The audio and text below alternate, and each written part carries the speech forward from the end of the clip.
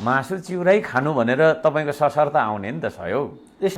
अनि त्यो खाएन भनेदेखि तपाईँको रिसाउँदैन अनि म चिउरा खान्छु अनि अलिकति पैसा राख्छु भने हुँदैन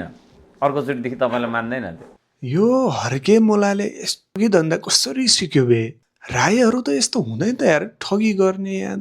हुन त जीवी राई पनि सहकारी अर्बौँ खर्बौँ ठगेर भाग्या छ यो मान्छे पनि लास्टमा यस्तै हुन्छ कि जस्तो लागेको छ क्या यो हर्केलाई सम्झाउन जनताले समयमै ध्यान दिनु पर्यो यार यो पनि ठुलै ठगी गरेर भाग्छ कि जस्तो लागिरहेछ मलाई अब हेर्नुहोस् मासु भात खान चिउरा खान भनेर तोकेरै आउँछ अरे त्यो खाएन भने फेरि रिसाउँछन् रे त्यो खाएर देखाएर फेरि अब पठाउने त होला मेसेन्जरमा त्यही क्युआर पठाएको जसरी पठाउने त होला मासु भात खाएर पठाउने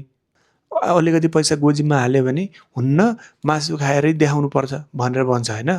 अब मासु खायो खाएन अनि उताबाट क्युआर गर्नेलाई कसरी थाहा हुन्छ त